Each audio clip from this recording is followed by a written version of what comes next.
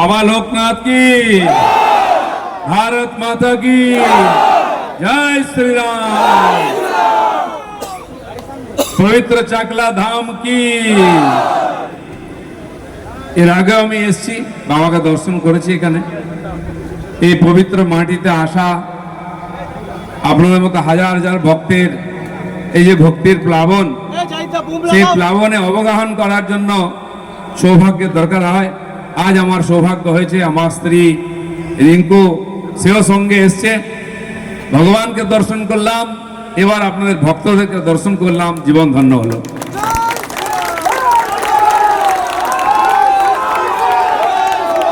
আমাদের দেশ ভগবানের দেশ, 10 বার ভগবান এসছেন এখানে। বনে জঙ্গলে পাহাড়ে সমুদ্রে পর্বতে মরুভূমিতে যেখানে যাবেন আপনি, সব জায়গায় ভগবান কোনো না কোনো ভাবে বিরাজ করছেন। আর সেই ভগবানকে দর্শন করার জন্য বন জঙ্গল পাহাড় ভেঙে সমুদ্রের দ্বীপের মধ্যে গিয়ে আমরা পৌঁছাই কষ্ট করে একবার দর্শন করার জন্য। এখন তো চাকলা ধামে সুন্দর রাস্তা হয়ে গেছে, পাকা রাস্তা।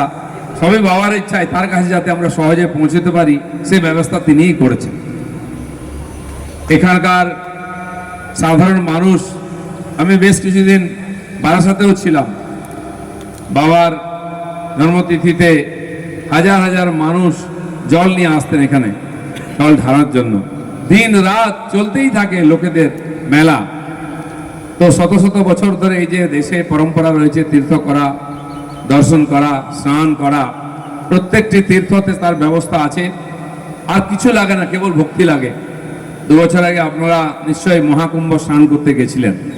কলকাতা থেকে, সারা পশ্চিমবাংলা থেকে মানুষ, লক্ষ লক্ষ মানুষ গেছে। বোধহয় সবচেয়ে বেশি লোক বাংলায় গেছিল, বাংলার থেকে গেছিল, কারণ এখানকার তৎকালীন মুখ্যমন্ত্রী তাকে মৃত্যু কুম্ভ বলেছিলেন। তাই সবাই চলে গেছিল, দিন রাত স্নান করছেন গিয়ে। এই যে মানুষ, খাবার নেই, জল নাই, কখন পৌঁছবে ঠিক নেই, ঘন্টার পর ঘন্টায় দাঁড়িয়ে আছেন রাস্তায়, গাড়ি চলেই না। কিন্তু মনের মধ্যে অগাধ ভক্তি এবং মনের যে ইচ্ছা যে একবার যাবই কুম্ভে স্নান করব, সেই ইচ্ছার জোরে পৌঁছেছেন। আমরাও গেছি। কষ্টের মধ্যে আনন্দ পাওয়া কাকে বলে, এটা তীর্থযাত্রায় পাওয়া যায়। অমরনাথ যারা গেছেন তারা জানেন। আরো কঠিন কঠিন তীর্থ আছে সেখানে, মানস সরোবর যান অনেকে। একাধিক পাহাড়ের উপরে মন্দির, কেদার, বদ্রী, তুঙ্গনাথ, বরফের উপরে অমরনাথ। এদিকে এই ঝাড়খণ্ডে গেলেই ওখানে শিখরজি বলা হয়, জৈনদের 14 জন তীর্থঙ্কর, 14টা পাহাড়ের উপরে মন্দির আছে। লোকেরা হেঁটে হেঁটে, আমিও গেছি, 7 ঘন্টা ধরে হেঁটে হেঁটে দর্শন করেছি। তো এর মধ্যেই আনন্দ। আমার সৌভাগ্য হয়েছে ভারতবর্ষে 12 জ্যোতির্লিঙ্গ দর্শন করার, 4 ধাম দর্শন করার। এছাড়াও একাধিক তীর্থ যেখানে আমরা যাওয়ার জন্য কল্পনা করি। পশুপতিনাথ কাঠমান্ডুতে গেছি, বাংলাদেশে কালীবাড়ি দর্শন করেছি। এছাড়াও ভারতবর্ষের বাইরে বহু জায়গায় এখন ভারতীয়রা, হিন্দুরা গিয়ে বড় বড় মন্দির তীর্থ দর্শন। শিকাগোতে গেছি আমি, সেখানে এক মন্দিরের মধ্যে বহু দেবতার অধিষ্ঠান হয়েছে। এই যে আমাদের ভক্তি, সেটাই ভারতবর্ষকে এক করে রেখেছে। তাই কবে লোকনাথ বাবার জন্ম হয়েছে, আজ পর্যন্ত তাকে আমরা নিজেদের ঠাকুর মনে করছি, বাড়ির লোক মনে করে দর্শন করতে আসি। সেই সুযোগ আজকে আমার হলো, সপরিবারে এসেছি। এর আগের বার একবার এসেছিলাম, মাঝখানে যে 15 বছর এখানে যবন রাজ ছিল, কিছু লোক গেটের সামনে গো ব্যাক স্লোগানও দিয়েছিল এখানে।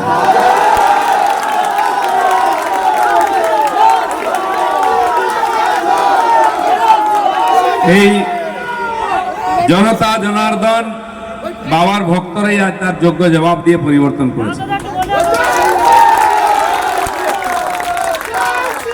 দেখুন, ধর্ম রক্ষার জন্য রাজনৈতিক শক্তিরও প্রয়োজন হয়, ক্ষমতার প্রয়োজন হয়। আমরা প্রায় 1000 বছর পরাধীন ছিলাম। শকুন, যবন, মোগল, পাঠান, ইংরেজ, ফ্রেঞ্চ, জার্মানি, এরা আমাদেরকে অত্যাচার করেছে। তারপরেও প্রায় 80 বছর সেই পরিস্থিতি কালো ইংরেজেরা চালাচ্ছে। তাই আমরা আমাদের মনের মতো করে পুজো করতে পারি না, দর্শন করতে পারি না, আনন্দ উৎসব করতে পারি না। সরকারের অনুমতি নিতে হয়। দুর্গা পূজা করতেও কোর্টে যেতে হয়, দুর্গা বিসর্জন কোর্টে যেতে হয়, কালী পূজারও তাই। আমরা এখানে দেখেছি কালী মায়ের মূর্তিকে পুলিশ প্রিজন ভ্যানে করে নিয়ে যাচ্ছে। সেদিন আর আসবে না, কেউ আপনাকে পুজো করতে বাধা দেবে না। জয় শ্রীরাম বললে এখানে জেলে ঢুকিয়ে দেওয়া হতো, সেটা হবে না। যারা ঢোকাতো তাদেরকে আজকে পুলিশ ভেতরে ঢুকাচ্ছে। তাই এখানকার জনতা, পশ্চিমবাংলায় মানুষ খুবই ধার্মিক, খুবই ভক্তিমান। শুধু তাই নয়, বিদ্বান, তপস্বী, ত্যাগী, সংস্কারক। এই বাংলায় এরকম বহু মানুষ জন্মেছেন প্রতিভাবান, কিন্তু কালক্রমে এমন দিন এসেছে যেখানে মনের কথা বলা যায় না, নিজের মতো চলা যায় না, রাজনীতি করা তো দূরের কথা। সেই কালো দিনকে আপনারা দূর করেছেন। যারা এই নেতৃত্ব দিয়েছিল তারা আজকে সমাজে বিচ্ছিন্ন হয়ে গেছে, কেউ জিজ্ঞেস করছে না, নাম নিচ্ছে না কেউ। আজকে এই যে দাম্ভিকতা, এই যে অহংকার, ভারতবর্ষের ইতিহাসে প্রথমবার হয়নি। আমরা রাবণকে দেখেছি, দুর্যোধনকে দেখেছি, শিশুপালকে দেখেছি। তারই ছোট ছোট সংস্করণ মাঝে মধ্যে এখানে এসে আমাদের ধর্মের উপর অত্যাচার করে, আমাদের মানুষের উপর অত্যাচার করে। সুযোগ পেলে মানুষ তাদের যোগ্য জবাব দেয়, যেটা গত মাসের 4 তারিখে আপনারা দিয়েছেন। সেই জন্য ধর্ম কর্ম করতে আজকে বহু জায়গায় মন্দির দখল হয়ে গেছে, দেবত্ব সম্পত্তি লুট হয়ে গেছে, সেখানে ব্যবসা হচ্ছে, অবৈধ কাজকর্ম হচ্ছে। আমাদের সরকার সব মুক্ত করবে, আগে রাস্তাঘাট মুক্ত করছে যাতে আপনি ভগবানের কাছে পৌঁছতে পারেন।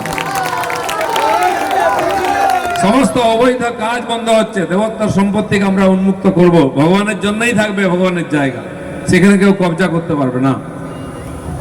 এবং যারা এই অপরাধ করেছে তাদেরকে আইনের কাছে আসতে হবে। ধর্মের শাসন হবে এখানে। আমাদের দেশে ধর্মের শাসন মানে আইনের শাসন, ন্যায়ের শাসন, যেটা ভগবান রামচন্দ্র করেছিলেন রাম রাজ্য, পরে যুধিষ্ঠির মহারাজ করেছিলেন ধর্মরাজ্য। রাম রাজ্যের কল্পনা গান্ধীজি করেছিলেন, আমরা করিনি। সেই ধর্মরাজ্য রাম রাজ্য প্রতিষ্ঠা হোক এখানে, তার রাস্তা আপনারা খুলে দিয়েছেন। আপনারা আমরা সবাই মিলে আইন মানব, নিয়ম মানব, ধর্ম আচরণ করব নিয়মের মধ্যে।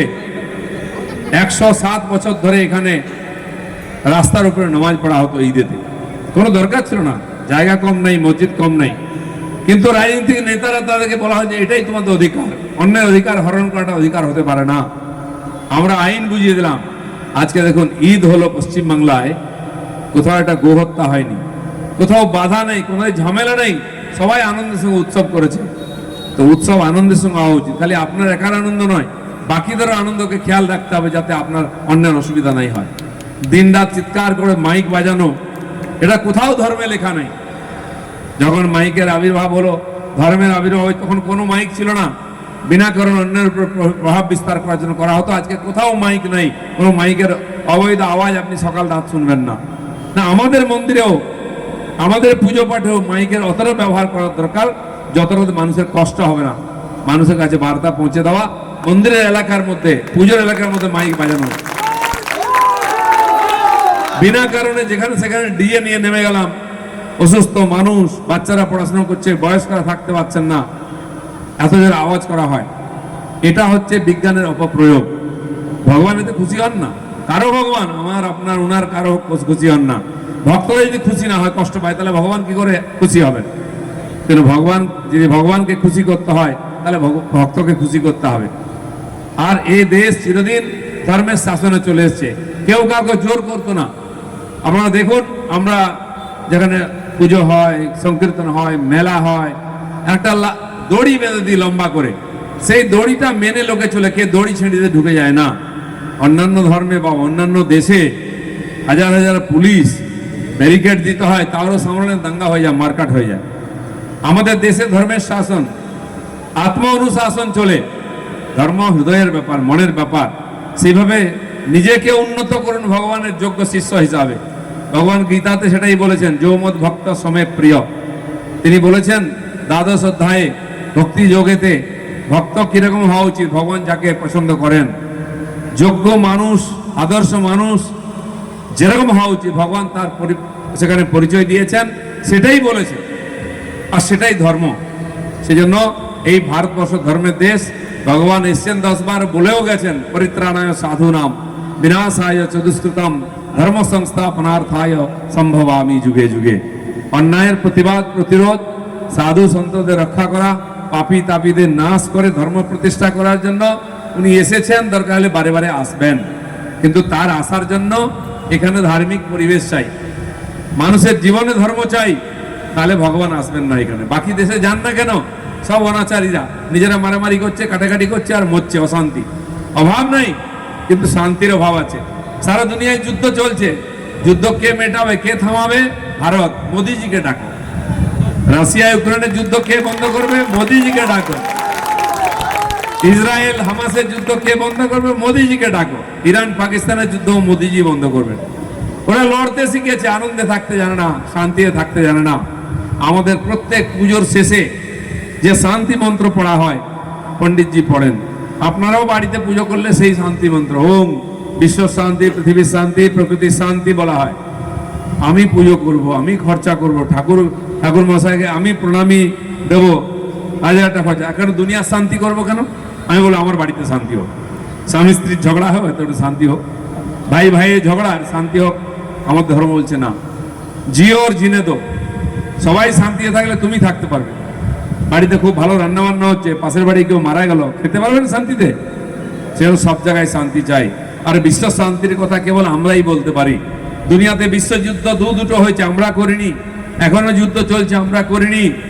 অনেক দেশ, অনেক ধর্ম আমাদের উপরে আক্রমণ করেছে, অশান্তি করেছে, লক্ষ লক্ষ মানুষকে হত্যা করেছে, আমাদের মা বোনদের সম্মান নষ্ট করেছে, গৌমাতাকে হত্যা করেছে। এটা আমরা বহুদিন সহ্য করেছি, আর নয় তাই পরিবর্তন হয়েছে। ধর্ম প্রতিষ্ঠা হবেই। আমাদের শাস্ত্র সেই বলেছেন, আমরা শাস্ত্রের কথা শুনবো, কিন্তু এটাও জেনে রাখুন, শাস্ত্র রক্ষা করতে হলে শস্ত্র রাখতে হয়।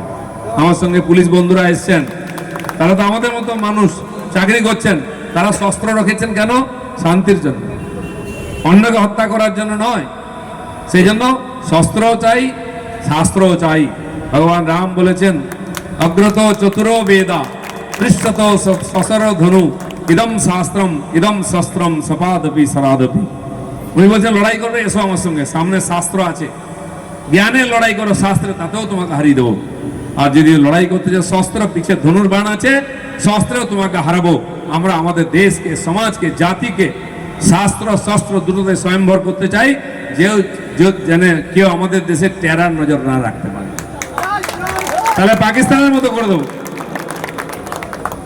তাই আসুন আমাদের বাড়িকে মন্দিরের মতো পবিত্র করি, আমাদের সমাজকে, পাড়াকে শান্তিপূর্ণ সুন্দর করি, যাতে আমরা নিজেরও শান্তি হতে পারি, আমাদের এলাকা দেশ শান্তিতে থাকে। সারা দুনিয়ার লোক শান্তি খুঁজতে ভারতবর্ষে আসবে, এখনো আসছে। ইসকনের সাধুরা কালো সাদা সবাই একসঙ্গে হরে কৃষ্ণ বলে লাফাচ্ছে। দেখুন লম্বা লম্বা টিকি, নিরামিষ খেয়ে ধুতি পড়ে আছে। রাশিয়া ইউক্রেন লড়াই হচ্ছে ওখানে, আর কুম্ভ মেলাতে ইসকনের শিবিরে রাশিয়া ইউক্রেনের মানুষ এক জায়গায় বসে প্রবচন শুনছে, হরে কৃষ্ণ হরে রাম বলছে। এই হচ্ছে ভারত, এই হচ্ছে হিন্দু ধর্ম। বহু অত্যাচার সহ্য করেছি, তাকে রক্ষা করতে হবে। তাই প্রত্যেকটি হিন্দুকে ধার্মিক হতে হবে। অন্যকে জোর করে ধর্ম চাপালে হবে না, অন্য ধর্ম স্বীকার করার দরকার নেই। নিজের ধর্মকে মানুন, আচরণ করুন। এই ভারতবর্ষ ভগবানের দেশ হবে, সারা দুনিয়া এখানে দেখতে আসবে। সেই দিকে পরিবর্তন হচ্ছে। বাবা লোকনাথের মতো মহাপুরুষরা আমাদের এই শিক্ষা দিয়েছেন, তার চরণে শতকোটি প্রণাম। আর আপনারা ভক্তরা যারা আছেন, আপনাদেরকে আমার প্রণাম। জয় বাবা লোকনাথ, জয় শ্রীরাম। বাংলার বাঘ দিলীপ দাস।